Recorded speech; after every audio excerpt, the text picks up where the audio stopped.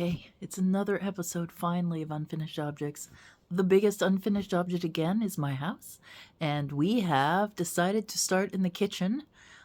We ripped out a corner cabinet. We are in the process of ripping out a wall of lath and plaster and using the kitchen, because it's already been modernized, to fix electricity both on the kitchen side and the dining room side, which I will probably repeat multiple times in the film footage you are about to see. Thank goodness for David. He's got the muscle. He's got the upper body strength that I do not have. I'm really good at tearing out lath and plaster, but it's weird because that corner cabinet I was kind of going to keep for a really long time, but I love it gone. And it's like the most firmly installed piece of furniture. We had to take a saw to it to get it out. But it was so janky that you couldn't even open the drawer properly. It was like loose and sloppy and it didn't store things effectively. So we cleaned it out. I used the opportunity to sort through a bunch of stuff that we're going to get rid of and then save the important heirloom stuff. And then we commenced to tear down the kitchen and remove wallpaper off of the wall that is next to the pantry. We also used the opportunity to clean out the pantry. My kitchen is a disheveled mess, and I really wanted it to be clean before I did all this, but I finally gave up because I can clean and clean and clean, and it'll never stay clean, and I'm never going to get to the home fix it, so I just let it go. But what you're going to see is me scraping with the putty knife to begin with. Then I move on to my beautiful razor blade knife. But even that wasn't good enough for the really strongly adhered wallpaper, which is kind of what tipped the balance to the tear out decision. That wallpaper would really take a lot of time to fix. And I was all for just taking the bottom half off and putting one sheet of sheetrock up. But David talked me into just taking the whole wall out and giving us the opportunity to pull new wires. I think this will allow us to even get a new ceiling mount wire pulled in. Fingers crossed. But right now that's the plan. I am going to show you a succession of videotapes over, I think, 3 days. And then I've got something else to show you at the very end. Things we found behind the cabinet. We have artifacts, and I now have a new name in addition to the owners of this house. I've only ever found one owner, and now we have the person who lived here in 1959. And clearly that's when the cabinet was built, or shortly before that, and they dropped stuff behind it. I don't know which. But I'll show you that stuff here in just a sec. We're starting the wallpaper removal. We have 2 walls with wallpaper on it. But our lovely contractor, should I name him? Didn't bother to take the wallpaper off in the areas where we sheetrocked the corner in. Nor did he bother to put a mesh at the corner. So I'm now undoing the work we paid for to redo it again myself. There's also screws in here and a staple. We're not sure what that's all about. And holes. But the wallpaper, the chicken wallpaper is going today. David will turn the camera over and show you the wall that I also have to take wallpaper off of. And then we need to swap out our light as well. Our filthy light.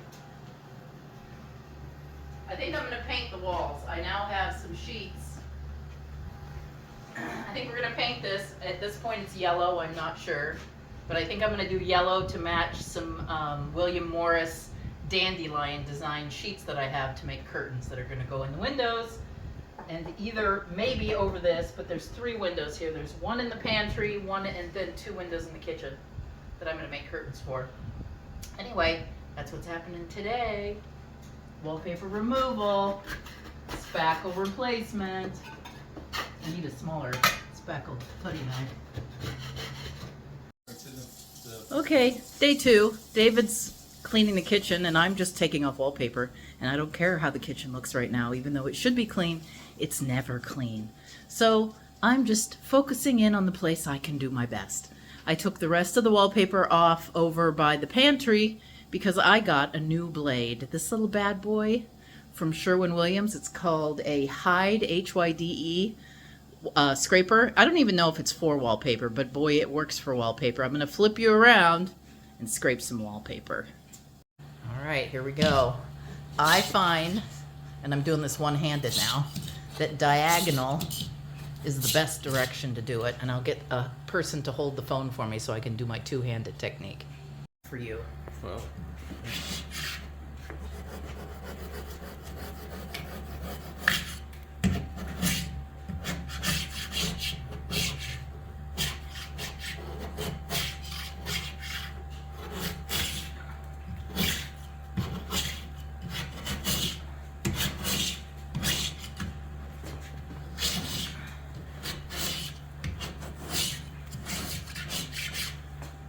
That's good. So diagonal, find a crack, scoot to the edge. It's really good along the edge here. I've done this. Yesterday I couldn't get this blade to go up to the edge, but now with the sharp blade, it's a piece of cake. It just goes straight up and pops that edge out. Even though this has been spackled at the seams from on top of the old wallpaper. So this is two layers of wallpaper. It looks like below this kitchen used to be a peachy pink, like a salmon color. And then this is delamination. This is part of the wallpaper. I'm going to keep scraping, and then at some point we'll probably have to sand this down and spackle. This needs spackling right in there. We need to put the trim back after we get all the spackling done. I keep going back and forth on whether I should keep this cabinet. My brain was going to keep this cabinet and get rid of the one in the dining room. I just don't know. I mean, it would buy us space, and it would mean we could put a cabinet here that would buy us a whole lot more storage instead of this weeny little corner cupboard that holds next to nothing. I don't know. And of course, should I be thinking about big projects when I'm trying to finish old ones? That's a thought, right? Okay, I'm going to get back to my scraping job. Talk to you later.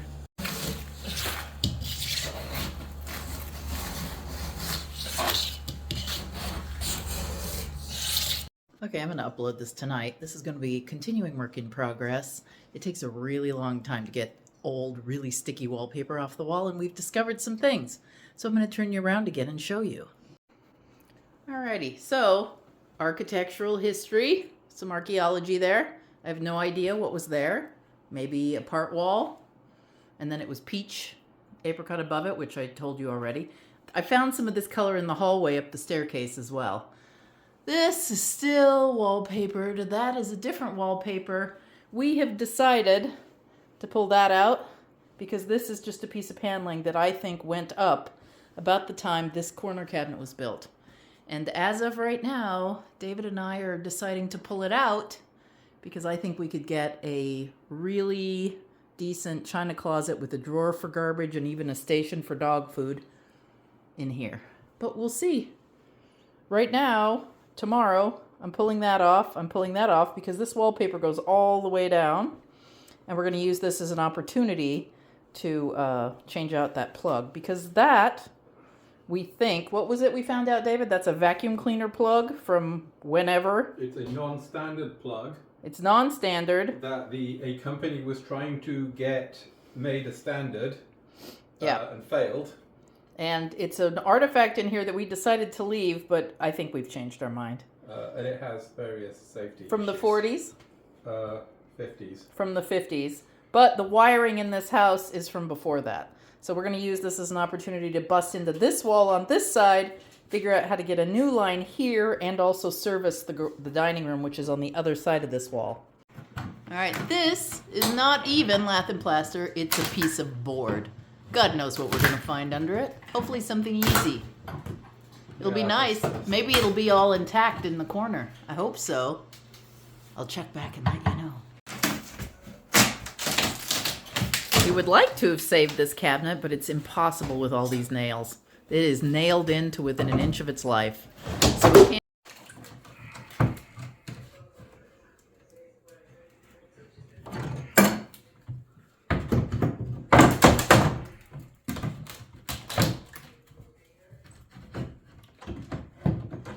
The corner cabinet was one hellaciously bad blue color with pink underneath, which super weird. I would love to know what the kitchen looked like over time, but of course there's no art no archive of that other than what we find on the walls. I did find 2 wallpapers, but they both looked 1970s-ish. Below that was paint, like a peachy paint, which you will see in the videos. Yeah.